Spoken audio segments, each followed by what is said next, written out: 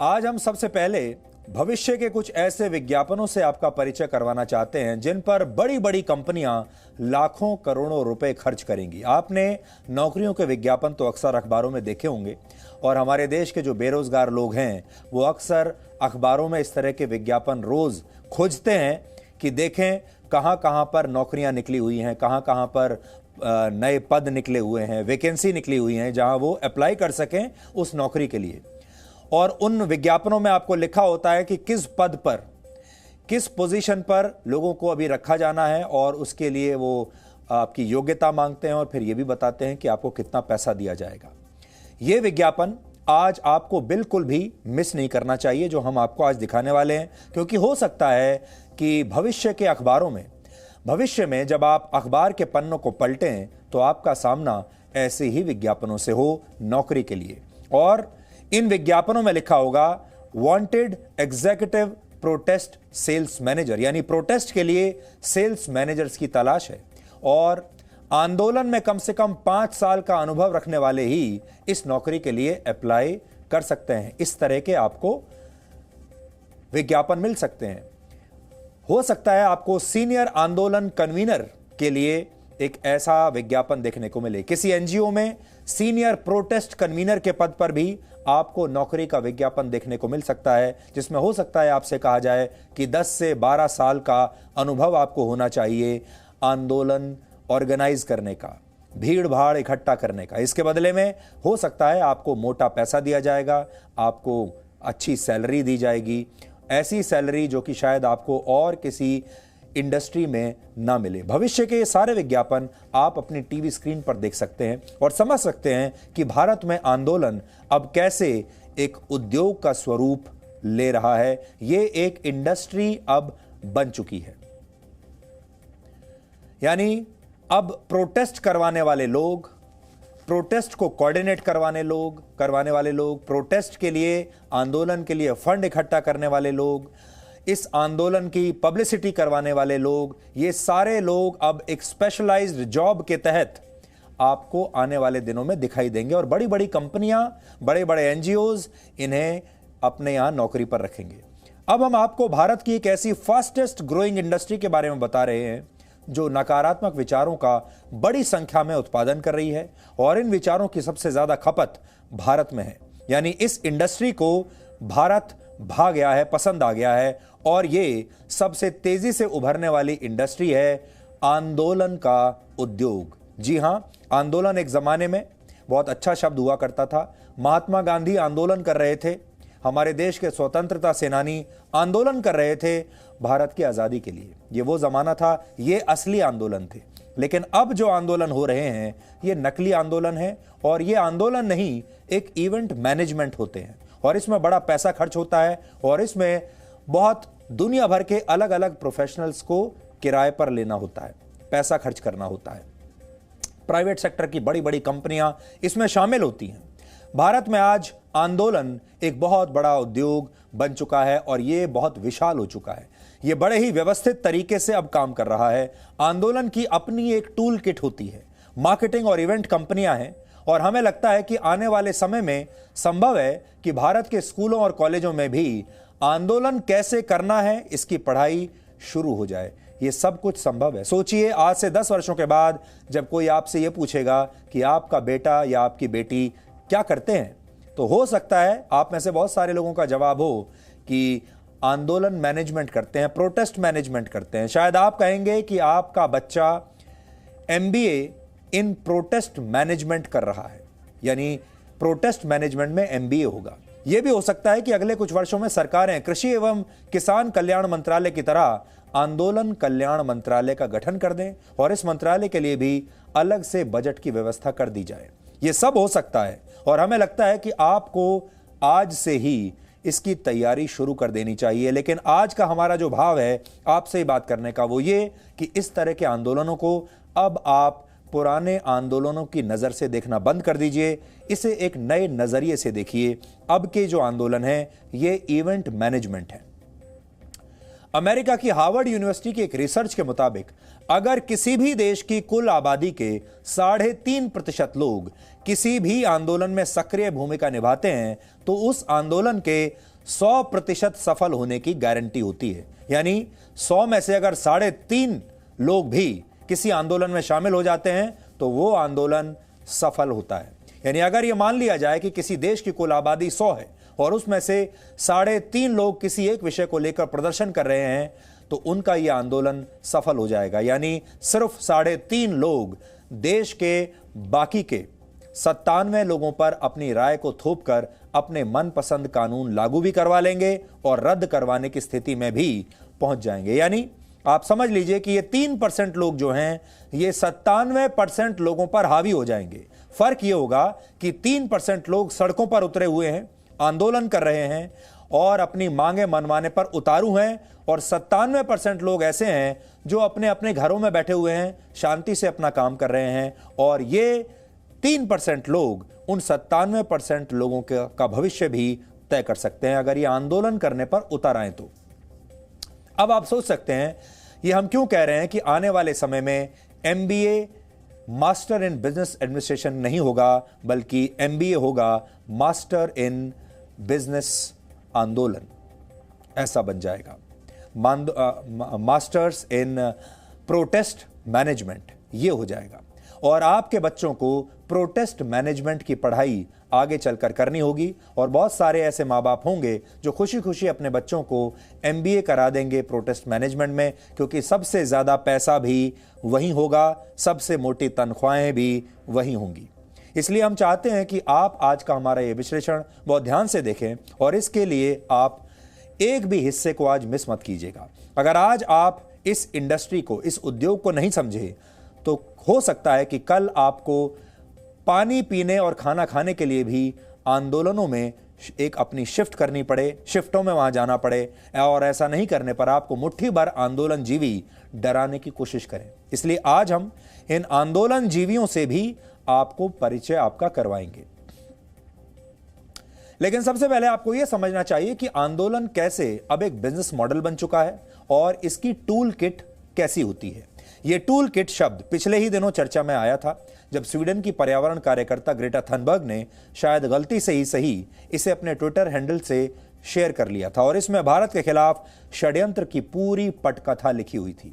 असल में tool kit एक ऐसा डॉक्यूमेंट होता है जिसमें यह बताया जाता है कि कैसे आंदोलन के दौरान सोशल मीडिया पर समर्थन जुटाया जाएगा, कैसे ट्विटर पर कौन कौन से हैशटैग इस्तेमाल होंगे, प्रदर्शन के दौरान अगर कोई समस्या होती है तो किससे संपर्क करना होगा, मुश्किल स्थिति में क्या करना होगा, क्या करने से बचना होगा, यानी पूरी रणनीति और रोड मैप क्या होगा इस पूरे आंदोलन का, ये टूल किट में लिखा होता है। यानी कुछ मैकेनिक इन टूल्स का इस्तेमाल करके आंदोलन की गाड़ी को झूठ के हाईवे पर ले जाते हैं और फिर फेक न्यूज फैलाकर लोगों की भीड़ इकट्ठा करने की कोशिश होती है। इससे आंदोलन एक आयोजन में बदल जाता है और इवेंट मैनेजमेंट कंपनियां इसके नाम पर करोड़ों रुपए चंदा के नाम पर जमा कर लेती हैं और कमा भी लेती हैं। अगर किसान आंदोलन के संदर्भ में इस पूरी व्यवस्था को आप समझें तो यह प्रोटेस्ट मैनेजमेंट का अब तक का सबसे बड़ा उदाहरण हो सकता है। आपने देखा होगा विदेशों में भी बहुत सारे लोग ये कह रहे हैं कि ये भारत का अब तक का सबसे बड़ा आंदोलन है। हालांकि ये झूठ है, लेकिन हम आपको ये बता सकते हैं कि ये भारत की अब तक की सबसे बड़ी इवेंट मैनेजमेंट कंपनी का सबसे बड़ा कॉन्ट्रैक्ट है।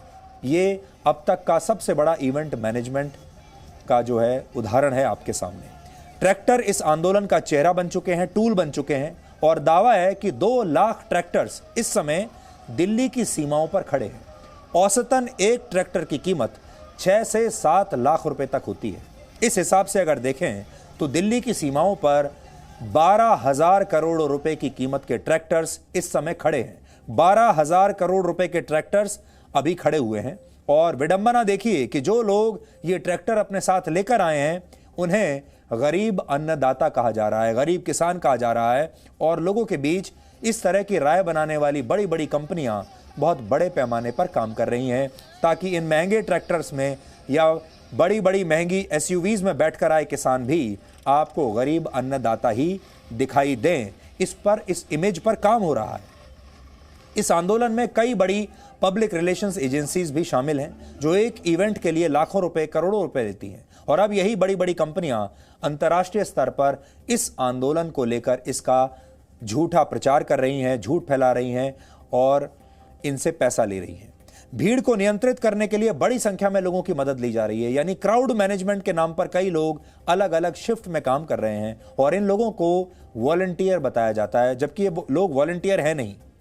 ऐसे लोगों को किराए पर रखा जाता है जो चंदा इकट्ठा करने में माहिर हैं, यानी फंड रेजिंग में, इसको अंग्रेजी में फंड रेजिंग कहते हैं, जो फंड इकट्ठा कर सके।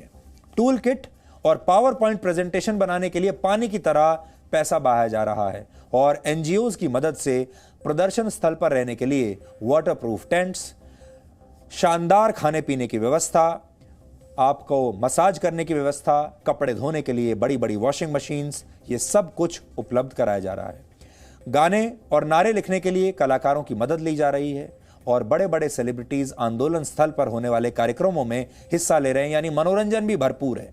ये सब कुछ एक बड़े आयोजन की तरह हो रहा है और अंतर्राष्ट्रीय ताकतें भी इसमें हिस्सा ले रही हैं। सबसे महत्वपूर्ण बात यह है कि यह सब कुछ आंदोलनकारियों के लिए मुफ्त में हो रहा है। अंग्रेजी की कहावत है, there are no free lunches in this world. Hindi में इसका अर्थ है, दुनिया में कुछ भी मुफ्त में नहीं मिलता। और हमें लगता है कि आंदोलन कर रहे किसानों को जो भी सुविधाएं और ये सारी समर्थन मिल रहा है, इसकी भी एक कीमत है। ये सब मुफ्त में नहीं हो रहा। अब सवाल यह है, ये पैसा कौन खर्च कर रहा है? जिस तरह किसान आंदोलन एक उद्योग बन गया है, ठीक उसी तरह इसकी परिभाषा भी बदल गई है। और इसकी नई परिभाषा क्या है, आज हम आपको बताते हैं। यह परिभाषा इस समय आपकी टीवी स्क्रीन पर है। नई परिभाषा आंदोलन की। इसमें ए का मतलब है एनार्की, हिंदी में इसका मतलब होता है अराजकता। दूसरे ए का अर्थ है एंटी नेशनल, यानी देशद्रोही। एन का अर्थ नेगेटिव प्रोपेगेंडा, यानी नकारात्मक प्रचार प्रसार। डी का मतलब डी लेजिटिमाइज स्टेट, यानी संवैधानिक सरकार की वैधता को चुनौती दे दो। सरकार लोकतांत्रिक तरीके से चुनाव जीतकर आई है, लेकिन वो सारी ताकतें जो चुनावों में हार गईं, जो हर लोकतांत्रिक प्रोसेस में हार गईं, अब वो इस सरकार को ही अवैध घोषित कर देंगी। ये एक बड़ा मकसद होता है आंदोलन का। ओ का अर्थ होता है ऑस्ट्रेसाइज गवर्नमेंट, यानी सरकार का बहिष्कार करना। एल का मतलब है लाइज, यानी झूठ और फेक न्यूज की फैक्ट्री चलाना। ए का अर्थ है एंगर, क्रोध की राजनीति। और सबसे आखिर में एन का अर्थ है नेगेट नेशनलिज्म, यानी राष्ट्रवाद को सिरे से खारिज कर देना। तो यह है आंदोलन की नई परिभाषा, जो नकारात्मक शब्दों से भरी है। इस उद्योग में इन्हीं नकारात्मक विचारों का व्यापार होता है और भारत में इन विचारों के खरीदार भी बड़ी आसानी से मिल जाते हैं। भारत में पॉजिटिव विचारों को जल्दी से खरीदार नहीं मिलते, लेकिन नकारात्मक विचारों को अच्छी कीमत देने के लिए हर कोई तुरंत तैयार हो जाता है। किसान आंदोलन के रूप में नकारात्मक प्रदर्शनों की जो व्यवस्था भारत में सामने आई है, आज आपको उसे भी समझना चाहिए और इसे हम कुछ पॉइंट्स के जरिए आपको बताएंगे। पहली बड़ी बात यह है, किसान आंदोलन को भारत में प्रोटेस्ट एंटरप्रेन्योर्स ने हाईजैक कर लिया है। दूसरी बात, इस आंदोलन का उद्देश्य कृषि कानूनों को रद्द कराना नहीं है, बल्कि इसका उद्देश्य मौजूदा केंद्र सरकार की वैधता को समाप्त करना है और यह सिर्फ मोदी विरोध तक ही सीमित है। तीसरी बात, इस पूरे आंदोलन में कुतर्क तर्क पर हावी है, यानी तर्क और तथ्यों को पूरी तरह से नजरअंदाज कर दिया गया है। तर्क के लिए कोई जगह नहीं है और इसीलिए आपने देखा होगा, जब सरकार हर रोज ये कहती है कि एमएसपी जारी रहेगा और मंडियां समाप्त नहीं की जाएंगी, ये तर्क शोर में कहीं खो जाता है। और चौथी बात यही है, झूठ का शोर इतना तेज है, इतना ज्यादा है कि सच की मांग बहुत कम हो गई है, सच की आवाज दब गई है। एक जमाने में यह मुहावरा काफी प्रसिद्ध था कि झूठ आग की तरह फैलता है और विनाश का रूप ले लेता है, लेकिन आज अगर हम आपसे कहें तो यह कहेंगे कि झूठ अब आग की तरह नहीं, ट्वीट की तरह फैलता है और फिर फेक न्यूज का रूप लेकर रीट्वीट होते होते आग की तरह दुनिया भर में फैल जाता है। पांचवी बात, किसान आंदोलन में ट्रैक्टरों को हथियार बना दिया गया है और यह कहना गलत नहीं होगा कि खेती को आसान बनाने वाले ट्रैक्टर अब टैंक और AK-47 राइफल जैसे दिखते हैं और इन्हें देखकर लोगों के मन में डर पैदा होता है। छठी बात, बड़ी बड़ी महंगी SUV गाड़ियों में घूमने वाले किसानों को गरीब किसान कहकर आपको बताया जा रहा है और अब आपको वो लोग भी गरीब किसान ही दिख रहे हैं, यानी आपकी देखने की, सोचने समझने की सारी शक्तियां हाईजैक कर ली गई हैं। सातवां पॉइंट, जिन किसानों को गरीब बताया जा रहा है वो दुनिया के बड़े बड़े सेलिब्रिटीज को अपने पक्ष में लाने में कामयाब हो गए। और यहां समझने वाली बात यह है कि इन सेलिब्रिटीज ने कृषि कानूनों के बारे में बिना पढ़े ही अपना समर्थन इन किसानों को दे दिया। इनमें अमेरिका की मशहूर पॉप सिंगर रिहाना भी हैं, मशहूर एडल्ट स्टार मियां खलीफा का नाम भी उनमें है। 8वां पॉइंट, आंदोलन जीवियों ने इस झूठ को तथ्य बनाकर दुनिया के सामने पेश कर दिया कि नए कृषि कानूनों से एमएसपी और सरकारी मंडियों की व्यवस्था समाप्त हो जाएगी। ये आंदोलन जीवी राजनीति के राजा बाबू हैं जो हर आंदोलन में नजर आते हैं और इतने शानदार तरीके से, महीन तरीके से झूठ बोलते हैं कि झूठ चारों तरफ फैल जाता है और सच नीचे पाताल में दबता चला जाता है, यानी सच जो है वो पाताल लोक में चला जाता है। 9वीं बात, किसानों ने सरकार से बातचीत के कई प्रस्तावों को ठुकरा दिया, लेकिन बावजूद इसके दुनिया में यह इंप्रेशन क्रिएट किया गया कि सरकार अहंकार में है और वो गरीब किसानों से बातचीत नहीं कर रही। असल में किसान बातचीत नहीं कर रहे, सरकार ने बार बार बुलाया, लेकिन छवि यह बनाई गई कि असल में किसान बातचीत नहीं करना चाहते। और सबसे आखिरी बात यह है कि इस आंदोलन का मकसद कृषि कानूनों को रद्द कराना नहीं, बल्कि इसका मकसद है कुछ और। क्योंकि अगर बात कृषि कानूनों की होती तो किसान सुप्रीम कोर्ट द्वारा इस मामले में बनाई गई कमेटी का सम्मान करते और सरकार ने कानूनों को 1.5 साल के लिए जब होल्ड पर रखने का प्रस्ताव दिया था, उसे आंदोलन पर बैठे किसान तुरंत मान लेते। उन्होंने ऐसा नहीं किया और इससे यह पता चलता है कि यह आंदोलन पूरी तरह से प्रायोजित है। पहले इसमें कृषि कानूनों की बात हुई, फिर जेल में बंद अर्बन नक्सल्स की रिहाई के लिए बैनर लगाए गए और हो सकता है आगे चलकर जम्मू कश्मीर में अनुच्छेद 370 की बहाली की मांग भी आगे उठने लगे। Presenting B News app available on Google Play and App Store. Download it now.